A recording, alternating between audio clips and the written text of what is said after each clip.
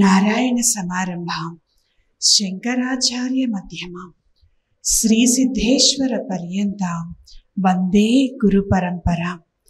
పరమ పూజ్యులైనటువంటి పరమహంస పరివ్రాజకాచార్యులు కుర్తాళం శంకరాచార్యులు, విశాఖ శ్రీ లలితా పీఠాధిపతులు, శ్రీశక్తిపీఠ వ్యవస్థాపకులైనటువంటి జగద్గురువులు శ్రీ శ్రీ శ్రీ సిద్ధేశ్వరానంద భారతి మహాస్వామి వారి పాదపద్మములకు ప్రణమిలుతూ, ఆరక్త జిహ్వాం వికటోగ్రదంష్ట్రాం శూన్యాంబరాం సుందర భీషణాంగీం కరత్రిశూలాం గళముండమాలాం కాళీం కరాళీం సతతం భజామి. శ్రీశక్తిపీఠ మూలదేవత అనంత శక్తి స్వరూపిణి, మహాకాలస్వరూపిణి అయినటువంటి శ్రీ మరకత శక్తి కాళీదేవి పాదపద్మములకు ప్రణమిలుతూ, సుధార్ సింధోర్మధ్యే సురవిటపివాటీ పరివృతే మణిద్వీపే నీపో పవనవతి చింతామణిగృహే శివాకారే మంచే పరమశివ పర్యంక నిలయాం భజంతి త్వాం ధన్యాః కతిచన చిదానందలహరి. జగన్మాత అయినటువంటి లలితాదేవిని గురించినటువంటి స్తుతి ఇది. ఆదిశంకర భగవత్పాదాచార్యుల వారు సౌందర్య లహరిలో దివ్య సౌందర్యానికి మూలమైనటువంటి ప్రతిరూపమైనటువంటి జగన్మాత లలితాదేవిని గురించి వర్ణిస్తూ ఈ అద్భుతమైనటువంటి స్తుతిని శంకరాచార్యుల వారు చేశారు. ఎక్కడుంటుంది అమ్మవారు?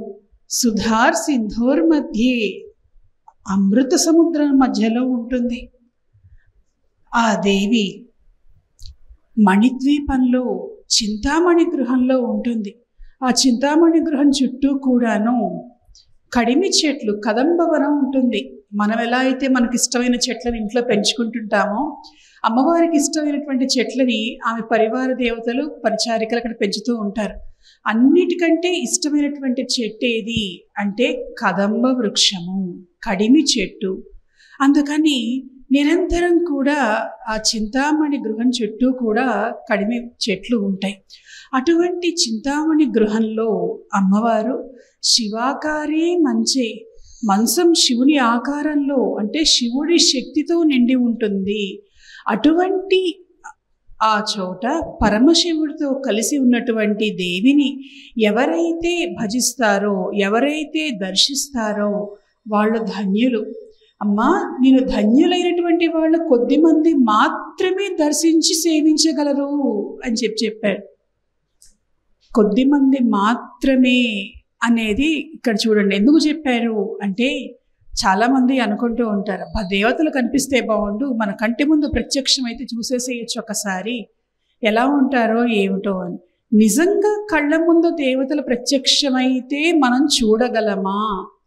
చర్మచక్షువులకు ఆ శక్తి ఉన్నదా అంటే మనుషులే గారు దేవతలు కూడా చూడలేరు అనేది మనకు కనిపిస్తూ ఉన్నది. కేనోపనిషత్తులో ఒక అద్భుతమైనటువంటి సంఘటన అంటే దేవి శక్తి ఎలా ఉన్నది, దేవి మాయాస్వరూపం ఎలా ఉంటుంది. ముఖ్యంగా దేవతలైనా సరే అమ్మవారి దివ్య శక్తిని గుర్తించాలంటే ఎంత కష్టమో, ఎంత దుర్లభమో ఇందులో మనకి కనిపిస్తూ ఉన్నది. ఒకసారి దేవతలకు రాక్షసులకు యుద్ధం జరిగింది. అమ్మవారి కరుణ, ఆమె ఇచ్చినటువంటి శక్తి వల్ల దేవతలు యుద్ధంలో గెలిచారు.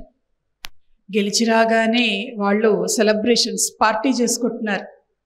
ఏం చేస్తాం మనం సెలబ్రేట్ చేసుకునేటప్పుడు? కాస్త రోజు కష్టపడి వచ్చాం కదా, నా వల్లే గెలిచాం అంటే, కాదులే నీ వల్ల కూడా గెలిచానులే, లేదు మనందరం కలిసి గెలిచాం, ఎప్పుడు ఇలానే చేసుకోవాలని చెప్పి ఒకళ్ళొకళ్ళు పొగుడుకుంటూ సక్సెస్ మీట్ పెట్టుకున్నారు. బాగుంది, అమ్మవారు చూస్తున్నది. ఒక్కళ్ళు కూడా అమ్మవారి అనుగ్రహం వల్ల మనం గెలిచామనే మాట రాలేదు. యా దేవి సర్వభూతేషు శక్తి రూపేణ సంస్థిత. ఆ శక్తి లేకుండా వీళ్ళు ఎలా గెలుస్తారు? కానీ ఒక్కళ్ళకు కూడా ఆలోచన రాలేదు. చూస్తున్నది అమ్మవారు. ఓహో, ఇలా ఉన్నారు దేవతలు, శక్తిని గుర్తించేటువంటి స్థితిలో వీళ్ళు లేరు, వీళ్ళకి ఒక గుణపాఠం చెప్పాలి అంటే దేవతారాధనలో ముఖ్యంగా లలితాదేవతకు సంబంధించినటువంటి ఆరాధనా విధానంలో ఆమె మనుషులైనా దేవతలైనా ఋషులైనా తరతమ భేదములు చూపించకుండా ఎవరికైనా సరే ఒకే విధంగా కరుణిస్తుంది. ఇంకా మనుషులను కొంచెం ఎక్కువ తొందరగా పలుకుతుంది అమ్మవారు. సరే, ఏం జరిగింది అప్పుడు అంటే దేవతలందరూ పొగుడుకుంటున్నారు, ఒకళ్ళనొకళ్ళు ఆనందపడుతూ ఉన్నారు. అంతలో అంత దూరంగా ఒక కాంతి ప్రత్యక్షమైంది వాళ్ళకి. ఏమిటి ఈ కాంతి? ఒక అగ్ని స్వరూపంలాగా జ్వలిస్తూ కనిపిస్తున్నది కాంతి. కనిపిస్తూ ఉంటే ఏం చేయాలి, ఎందుకు వచ్చింది అసలు? ఇంత దివ్యలోకంలో ప్రవేశించిందంటే మామూలు వాళ్ళు ప్రవేశించలేరు. సరే, ప్రవేశించారంటే దేవతల దర్శనం చేసుకోగలిగినటువంటి వాళ్ళు ఎవరో ఒక రూపంలో రావాలి. అట్లా కాకుండా ఏదో ఒక వెలుగు ఆకృతిలో, ఒక కాంతి ఆకృతిలో వచ్చింది, ఏమిటో తెలుసుకోవాలి అని అనుకున్నారు. ఇంద్రుడు అగ్నిదేవుడికి చెప్పాడు, వెళ్ళి ఆ కాంతి ఆ వెలుగు ఎవరో ఏమిటో, ఎవరి ప్రభావం వారు తెలుసుకొనిరా, ఇప్పుడే యుద్ధం చేసి గెలిచొచ్చాము, మళ్ళీ ఇదేమన్నా మళ్ళీ ఇంకో యుద్ధం చేయటానికి ఏమన్నా కారణమవుతుందో ఏమిటో ఒకసారి వెళ్ళి తెలుసుకొనిరా అన్నాడు. అగ్నిదేవుడు హుషారుగా గబగబా వెళ్ళిపోయాడు. వెళ్ళి ఆ కాంతి ముందు నుంచొని, నువ్వెవరు, ఎందుకు వచ్చావు, ఏమిటి నీ స్వరూపం అని అడిగి. ఆ కాంతిలో నుంచి మాటలు వినిపిస్తున్నాయి, స్త్రీమూర్తి మాటలు. నా సంగతి సరేలే, మీరందరూ చాలా ఆనందంగా ఉన్నారు, సంబరాలు చేసుకుంటూ ఉన్నారు, ఏదో గొప్ప పని సాధించామనుకుంటున్నట్టున్నారు.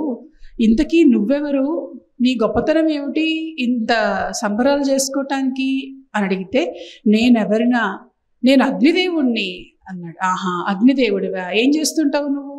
ఆయనకు కొంచెం కష్టం వేసింది. ఇదేమిటి, మామూలుగా నా కోసం తపస్సు చేసేవాళ్ళు ఉంటారు, అగ్నిదేవ నువ్వు రావాలి అని పిలిచేటువంటి వాళ్ళు ఉంటారు, నన్ను నేను సెల్ఫ్ ఇంట్రొడక్షన్ చేసుకున్నా కూడా నువ్వెవరు, నువ్వేం చేస్తావు అని అడుగుతున్నది అని. ఇలా కాదు, నా శక్తి ఏమిటో చెప్పాలి అనుకున్నాడు. తస్మిన్ స్వైకిం వీర్యమిత్యపీదం సర్వం దహేయం యదిదం పృథివ్యామితి. నేను అగ్నిదేవుణ్ణి, నాకు ఎట్లాంటి శక్తి ఉన్నదంటే ఈ భూమి మీద ఉన్నటువంటి సమస్తమైనటువంటి దాన్ని దేన్నైనా సరే నేను దహించి వేసేయగలను. నా శక్తి ముందు ఏదీ కూడా నిలబడలేదు, సమస్తాన్ని నేను భస్మం చేసేయగలను నా శక్తితోటి అని అన్నాడు. అవునా, నిజమా? నిజం, గెలిచొచ్చాను రాక్షసులే నా శక్తితోటి. ఓహో, నాకు కూడా ఒక్కసారి నీ శక్తి ఏమిటో చూడాలనుంది, చూపిస్తావా? చూపిస్తాను. ఏమిటి, ఏం చేయాలి అంటే, ఒక చిన్న గడ్డి పరకను సృష్టించింది. నువ్వేమి చేయక్కర్లేదు, ఈ గడ్డి పరకను దహనం చేసేయి, నీ శక్తితో భస్మం చేసేయి అని మాటలు వినిపించాయి. అగ్నిదేవుడు కొంచెం అవమానంగా అనిపించింది. ఇదేమిటి, ఓ చిన్న గడ్డి పరకని భస్మం చేయమంటుంది, ఆ మాత్రం చేయలేనా అని అనుకొని భస్మం చేయడానికి ప్రయత్నించాడు. శక్తి సరిపోలేదు. సమస్తమైనటువంటి శక్తిని ఉపయోగించాడు, అయినా సరిపోలేదు.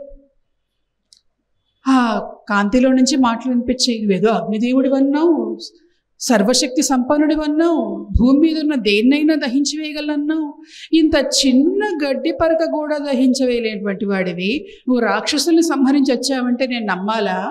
పైగా నీ విజయం కోసం వచ్చినటువంటి విజయాన్ని గురించి నువ్వు సంబరాలు చేసుకుంటున్నావు, సరేలే చాలే ఇంకా వెళ్ళని చెప్పి వచ్చాడు. అక్కడ దేవతలందరూ చూస్తున్నారు. ఏంటి, ఎవరో కనుక్కొని వచ్చావా, ఎవరు మనకేం ప్రమాదం లేదు కదా అని అడిగారు. జరిగినటువంటి విషయం చెప్పాడు. అగ్ని తెలుసుకోలేకపోయాడు.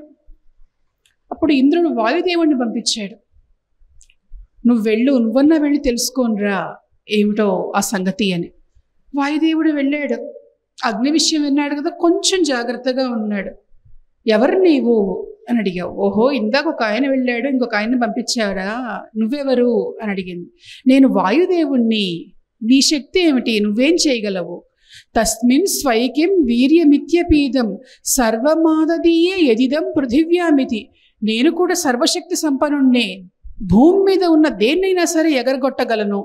నేను గనక ఒకసారి విజృంభించానంటే అసలు సమస్తమైనటువంటి భూమి కూడా అల్లకల్లోలం అవుతుంది, అది నా శక్తి అన్నాడు. ఆహా, అదా నీ శక్తి? అయితే ఒక చిన్న పని చేయి, ఇదిగో ఇక్కడ గడ్డి పరకున్నది, ముందొచ్చిన ఆయనేమో దేన్నైనా దహించి వేస్తానన్నాడు, గడ్డి పరకను కూడా దహించలేకపోయాడు. నువ్వు అన్నిటినీ ఎగరగొడతాను, చిన్నాభిన్నం చేస్తాను, కల్లోలం చేస్తానని అంటున్నావు కదా, నీ శక్తితోటి గడ్డి పరకను కదిలించి చూస్తాను అని మాటలు వినిపించాయి. ప్రయత్నించాడు, కదల్లేదు, అణుమాత్రం కూడా కదల్చలేకపోయాడు. అందులోంచి మళ్ళీ మాటలు వినిపించాయి. ఒక గడ్డి పరకను కదల్చలేనటువంటి వాడివి నువ్వు రాక్షస సంహారం చేసి విజయాన్ని సంబరాలు జరుపుకుంటున్నావా? చాలే, ఇంక వెళ్ళిరా. వెళ్ళాడు వాయుదేవుడు. ఇంద్రుడి దగ్గరికి వెళ్ళి విషయం చెప్పారు. ఇంద్రుడు చాలా ఆశ్చర్యపడ్డాడు. ఇదేమిటి? అగ్నిదేవుడి శక్తి సామాన్యమైనటువంటిది కాదు, వాయుదేవుడి శక్తి సామాన్యమైనటువంటిది కాదు. వీళ్ళిద్దరూ వెళ్ళి ఓటమి పాలయ్యారు. ఏమిటో చిన్న గడ్డి పరకంటున్నారు, దాన్ని ఏం చేయలేమంటున్నారు, ఇదేదో నేను వెళ్లాల్సిందే అని చెప్పి ఇంద్రుడు అక్కడికి వెళ్ళాడు. వెళ్ళంగానే ఇంద్రుడు ఆయన ఆ కాంతిని చూసి ముందు నమస్కారం చేశాడు. ఎందుకైనా మంచిది, వీళ్ళంటే ఏదో నా దగ్గర ఉన్నటువంటి వాళ్ళు, నేను వీళ్ళందరికీ కూడా రాజుని, లేనిపోని అవమానాలు పొందుతా, రేపటి నుంచి వీళ్ళెవరు కూడా నన్ను గౌరవించారు, కొంచెం జాగ్రత్తగా ఉందాం అని అనుకున్నాడు. అనుకొని ఆ కాంతికి నమస్కారం చేసి, నీవెవరు, నీ దివ్య స్వరూపం ఏమిటో నాకు తెలియచేయి.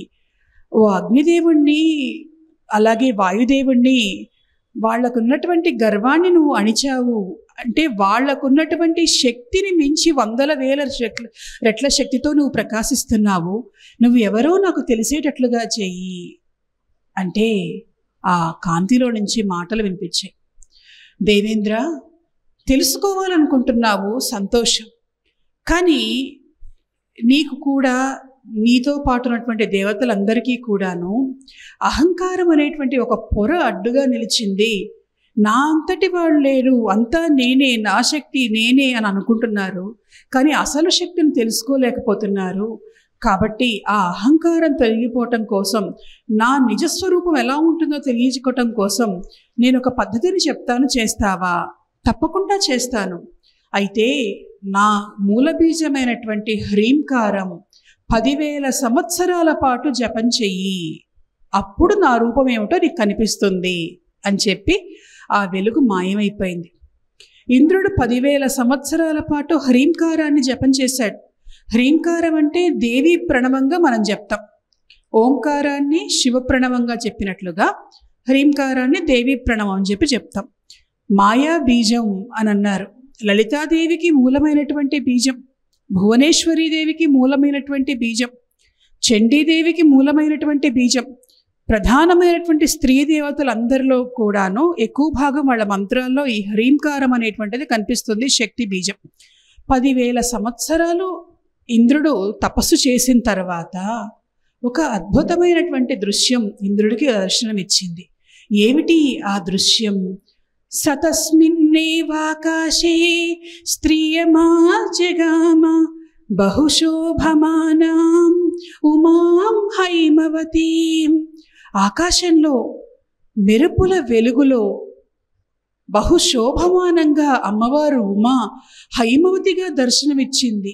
ఆ దివ్యమైనటువంటి శక్తి తరంగాలను దర్శించినటువంటి ఇంద్రుడు తమ శక్తికి కారణం అమ్మ శక్తే, ఆ దేవీ శక్తిని తెలుసుకోలేక అనవసరంగా ఎంత పొరపాటు చేశాను, ఎంత తప్పు చేశాను అని చెప్పి ఆ సంఘటనను, అమ్మ శక్తిని అందరికీ తెలియచేయాలని చెప్పి తిరిగి తన లోకానికి వెళ్ళాడు.